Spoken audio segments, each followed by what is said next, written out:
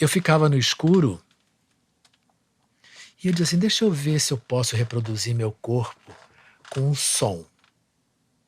E eu ficava no escuro, dançando, sabe? No escuro, dançando. Quando tinha que entrar em cena, eu entrava, depois voltava para o escuro, continuava dançando.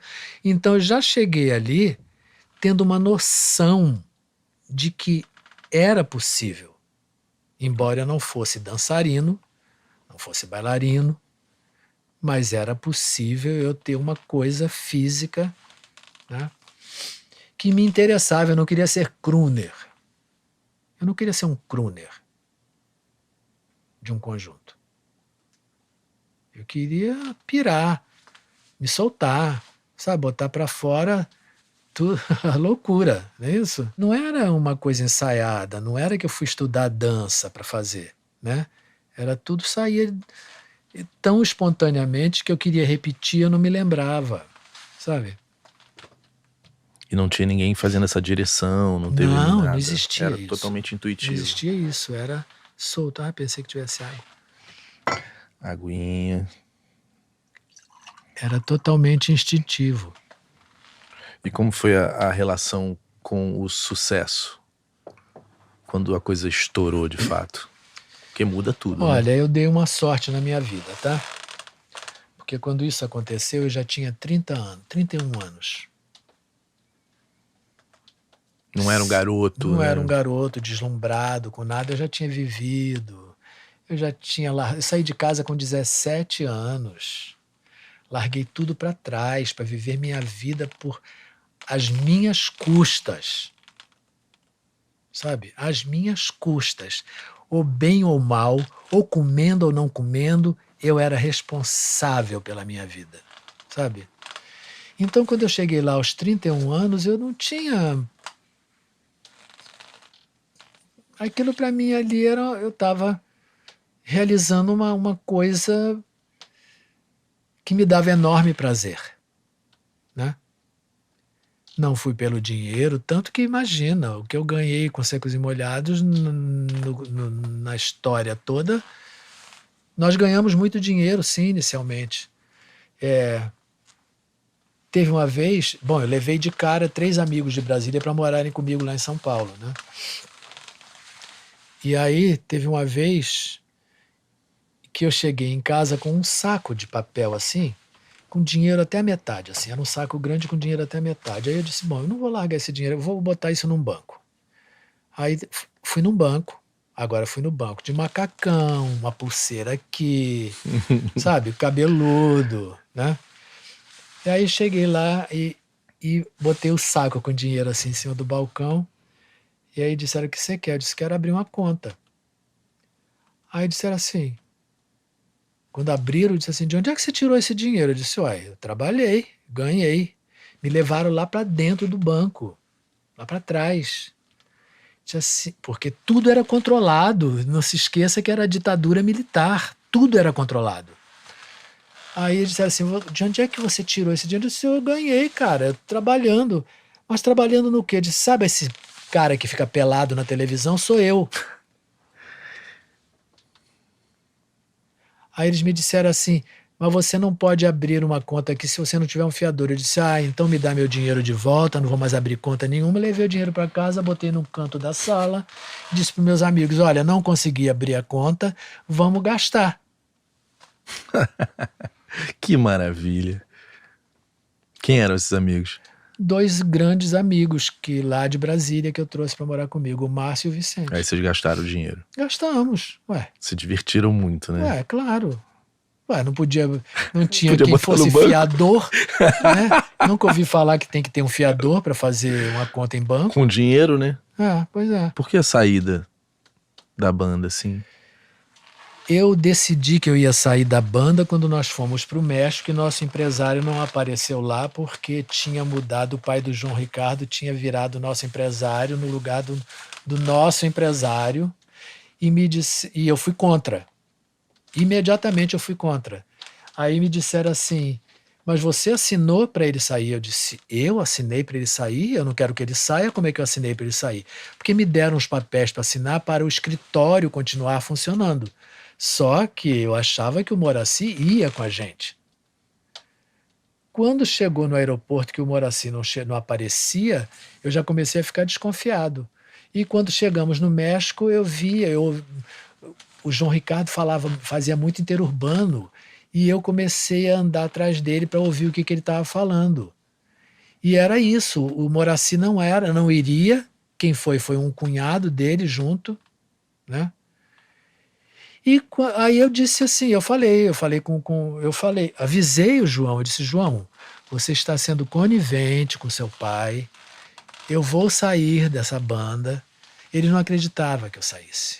Ele não achava que eu, um pobretão, ia ter coragem de sair de uma coisa que estava dando dinheiro, sabe?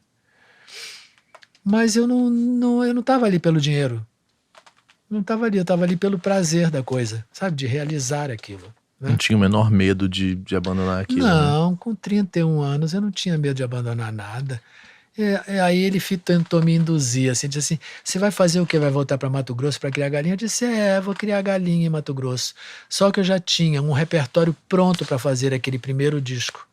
Eu saí do Secos e Molhados em março de 74, não, agosto de 74, em março de 75 eu estava estreando aquele show aqui no teatro daquele hotel que tinha lá na Barra, como chamava aquele hotel maravilhoso? Não era do Hotel Hotel Nacional? Nacional. São Conrado, é. Hotel Nacional. Foi rápido. Então você né? vê, eu já tinha tudo assim. Eu falava com eles, eu disse assim, eu acho que cada um de nós tinha que fazer um trabalho solo para as pessoas entenderem quem é cada um musicalmente, né? Mas eles também chegou eu acho que a coisa passou também pelo dinheiro, porque eles eram os compositores, né? O João de mais do que o Gerson. E eles viram que eles ganharam, a fortuna que eles ganharam. Porque, bom, então vamos agora a X da questão. Vamos. Antes disso, antes de entrar qualquer dinheiro, nós tínhamos um pacto. Todo o dinheiro que entrasse seria dividido entre os três igualmente. Todo o dinheiro. Todo direito o dinheiro. autoral, de show, de tudo. De tudo.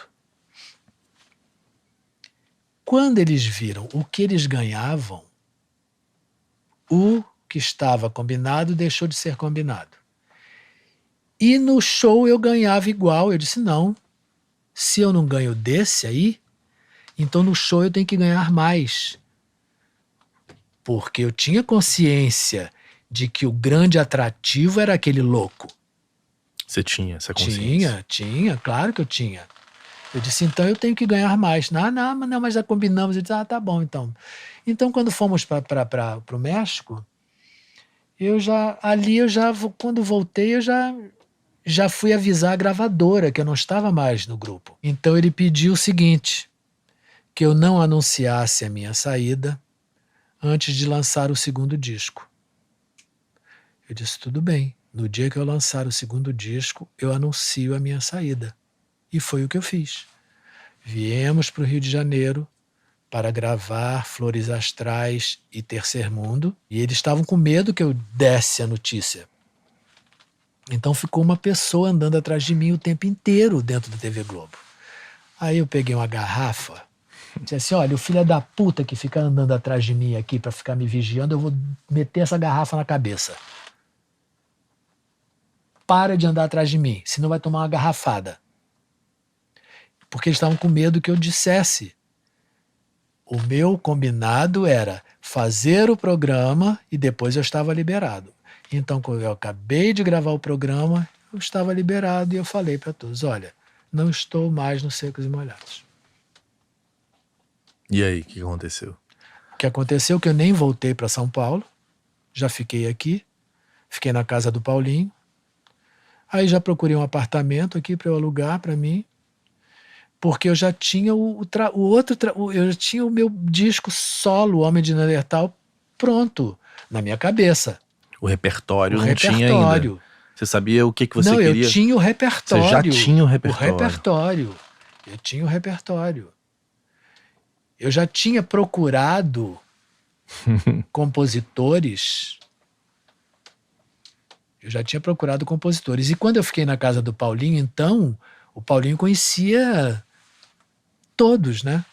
Então vários foram na casa do Paulinho e me deram música, como João Bosco, como...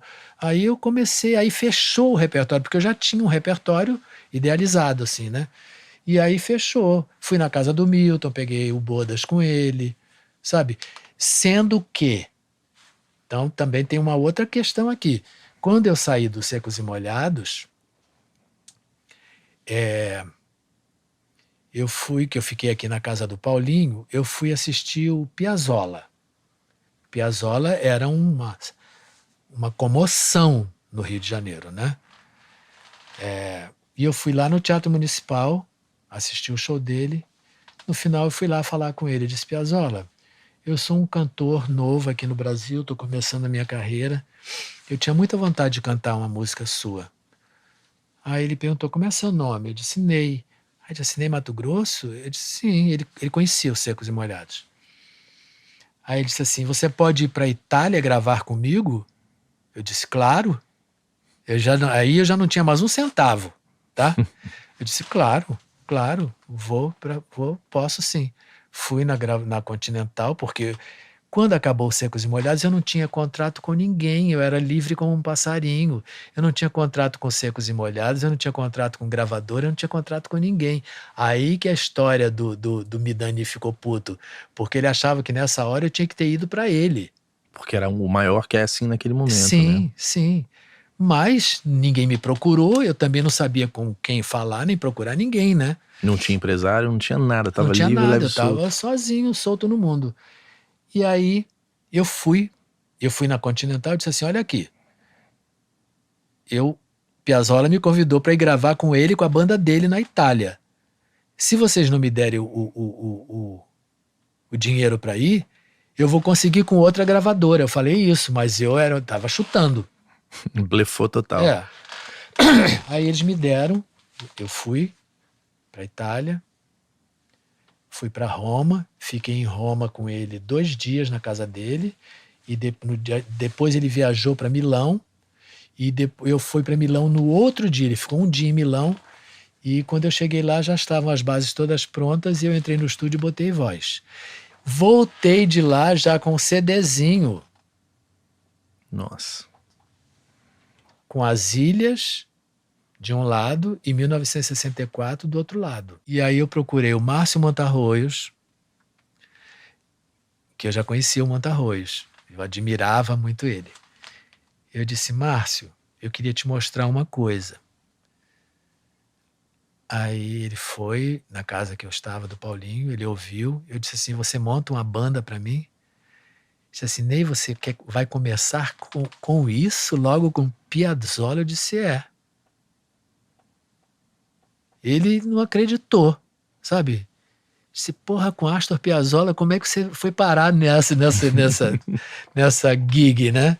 Eu disse: olha, fui lá, pedi uma música para ele, pediu para eu ir para Roma, eu fui e gravei com ele lá. E aí o Montarroz montou uma banda, que é a banda que gravou aquele primeiro disco comigo. Que é um disco Que muito são louco. músicos maravilhosos, né? Com liberdade total de criação. Total, né? nós ficamos 3 meses ensaiando, e cada dia, e eu dizia assim: gente, tem uma hora que vocês vão ter que definir esse arranjo, porque cada hora que a gente ensaiava era uma coisa diferente, né? Eu disse assim: eu preciso que isso acabe, em algum momento vocês me digam assim, é isso aqui, para eu poder entender o que eu vou fazer, né?